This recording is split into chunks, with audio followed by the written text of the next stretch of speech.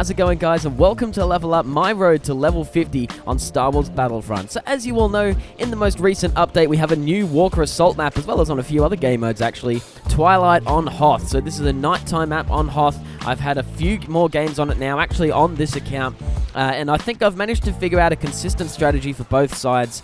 Methods around the entire map, I've learnt my way around. One good way of doing that was actually, in some of the smaller game modes, this map is still available, and is actually played on the second set of Uplink, which is in the ice caves, which you'll see in a moment. And that provided some really good practice and really helped me learn my way around those caves without having to play games of Walker Assault over and over and over again. But as you guys know, I am a Walker Assault player, so without further ado, let's get into it. Now, this game, this map was really difficult at first. I had no star cards. We were going into this game, I think I was ranked 12 heading into this gaming session, and I had 6 games in total. By the last 2, on like the 5th game, I finally made it to level 14. I managed to make some star card purchases. I hadn't really bought anything up until this level. I had bought, as you can see at the start, I had like the pulse cannon, the thermal detonator. I did have the frost card in the middle there, but that was really not doing anything for me, because I think with practice, that card stops overheating, by the way. But with practice, like I say, you can generally get used to that yourself, and using some good strategy, you don't really need to worry about overheating anyway. So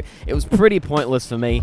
But I finally managed to level up. I managed to get the jump pack and upgraded that immediately, because I know I'm going to be using the jump pack with every star card I use. So that was the first thing I upgraded, and then managed to get the scan pulse throughout these few missions as well. I also bought the E11 and the A28OC for the Rebels and the Empire respectively, and also tried the T21. I gave the T21 a bit of a go on the first set of uplinks on both sides, but wasn't really feeling it, and I'll explain why in a minute. But like I say, the first minute or so of this video is made up of the first couple of minutes are made up of highlights from my first 4 games. That was it. These were my best runs over 4 games. Then in 5 and 6, I finally made those star card purchases, and it made a huge difference. In my first game with those star card purchases, I had an average of around 3,000 to 4,000, boom, straight up into about 8,000 points, reaching 50 kills or so, and it was absolutely amazing. So those star cards really do make a massive difference, and I would definitely recommend the scan pulse, and either going, you want to go the jump pack obviously, but either going the thermal detonator or even the pulse cannon. One thing I might do is set up 2 hands, one with the thermal detonator, one with the pulse cannon, because it may be better to switch up heading into different uplinks. But first of all, let's get into some of those specificities right in a second. I'm going to go through how this map plays out in tips from uplink by uplink. So the first set of uplink really does favor the Rebels. It is wide open. You've got some great spots to camp from a distance. If you're really good with a T21B and a pulse cannon or something, you can sit back on some of those cliffs and just pick people off all day. And you've got good protection of especially the right uplink for the Rebels. When playing as the Empire, I would really suggest grabbing an A28OC, grabbing that star card hand with the scan pulse and stuff that I had, and charging in, just focusing on that left uplink. It's too inconsistent, and you're too wide open to fire if you're playing by yourself and not in vehicles to go for that right uplink. And so going to the left is really going to numb down your targets. You get some good spots. You could probably see me camping around, not really camping around, but moving around that area, getting some good shots, and just slowly sort of pushing my way in, getting kill after kill after kill, but not sort of charging in, just pushing in, constantly using those scan pulses, picking off people over the top of the back of the mountains, sniping and things like that. And really, really making it safe for me to actually move in nice and slowly. And I actually picked up some big kill streaks doing that. The second uplink really does favor the Rebels as well. So the first 2 uplinks are really Rebel favored, and you want to really take advantage of that as the Rebels. You want to try and take those AT-ATs out straight away as fast as possible. If you can get them out by the second uplink, or at least practically gone by the second uplink, just getting some huge damage, this game is yours for sure. It also features, this second uplink for the Rebels, some really close quarter flank opportunities. The map for the Rebels, or at least the zone you're allowed to be in, extends out beyond those the ice caves into Empire territory. However, for the Empire, it just cuts off right along through the back of those ice caves, and so they're not really allowed out the back of those ice caves without heading off the map. So they have that 10-second restriction there. Now, there was one spot, you'll see me in a minute, I managed to find a little area that you can flank as the Empire, which can get some okay shots on a few of the Rebels who aren't expecting you to come around that area. And you are going to go off the map for a few seconds, but if you push through, you can head back around and come back in the caves. You'll see me do that in a minute, if not already. And I managed to pick off a few kills of Rebels coming in, and managed to you can get maybe a little bit of a flank on the left uplink for the Empire. But really, the flank opportunities for the rebels is absolutely amazing on this map. You can push beyond those ice caves, step outside, go around them even, or over the top of them, and then just flank the Empire if they are holding, especially like the left uplink, which is the one I would recommend that the Empire do go for.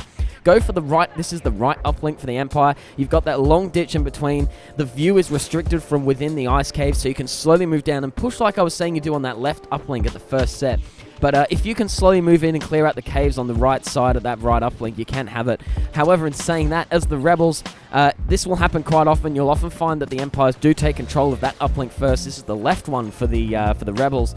So you can flank that. You can head out of the caves, and there are multiple exits, multiple entrances, even heading over the top of it from your spawn point at the very start behind the caves, and just flank the Empire big time. If you manage to even capture that one and they manage to get their hands on the other one, anything like that, capture that left uplink, you can push out of those caves, keep an eye above you and behind you as you exit them, and then head around, picking off Imperial soldiers as they come out from around those areas, spawning and stuff. Head into the other uplink at your right, and then just clear out that area. There's some real room for some big flanks and some big kill streaks on this set of uplinks. So finally, the tides have turned, and at the third set of uplinks, it really does favor the Empire. There are a lot of hills right before the both the uplinks, so even now, this is probably why I say that you really, as the rebels, want to try and capture those uplinks and get as much damage to the AT-ATs as early as possible. As you know, tripping is not going to be too big an option here if the Empire are playing smart. Now, those hills do provide a lot of protection for AT-STs, which is going to be a massive advantage, meaning when you've got cover behind those hills and still have a good viewpoint on those AT-ATs, you really can stop those snow speeders quite easily. So if you're smart as an Empire, if the Imperial team is smart, if you can grab an AT-ST and you are playing to win, grab an AT-ST and you've got a great view of those snow speeders trying to trip walkers at the very end, as well as protection with those hills from people firing on you with rocket launchers and star cards and things like that, and you know, vehicle turrets, because a lot of rebels aren't going to make it that far into your spawn zone as the Empire, because it's just such a restricted area for them. They're practically spawn trapped behind those hills. They're having to be forced to work hard to get to those uplinks, and it really is a pain in the butt for them to keep them. So try and keep them pushed back if you're working as a soldier. AT-ST should be hanging back, picking off a few soldiers until the end of the game, just making sure no snow speeders strip them down, and taking great use of the hills with that cover. As the rebels, like I say, you just want to keep pushing forward. The right uplink in that underground small ice cave is probably a great way to go if you're playing by yourself. Otherwise, pushing back from the left, I find that there's a lot of pathways to the left uplink as the rebels. There's a lot of paths heading up the hills, but there are a lot of stormtroopers just keeping an eye on that area always, and so I like to work my way up on the hills. I like to try and pick off people as I can, but it is really difficult. They've just got this massive, those hills at the final set of uplinks make it really hard. So like I say, getting as much damage on those AT-AT walkers as early as possible is crucial for the rebels on this map. In saying that though, overall it seems like a really balanced map, and I like the third uplink being, you know, just sort of distinguishing from the first and second being in the rebels' favor. But in saying that, it doesn't overdo it in the sense that the rebels need to push hard. They need to get a lot of Y-wings called in. They still need to work, and they still need to get that good damage for the final uplink.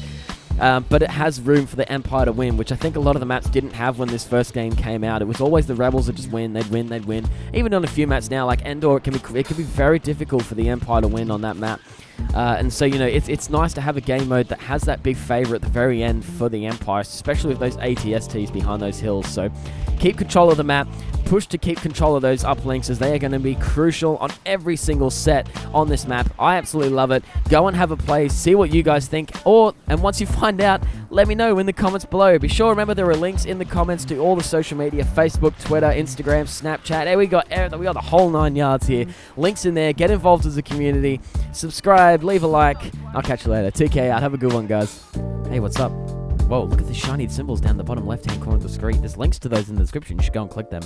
Oh, the face just moved. Did you see that shit? Holy cow, man. The face is changing. That's insane. Oh, there's a subscribe button down there too. Look at that. You should click that. It's really cool. Ooh, and a thumbs up. What?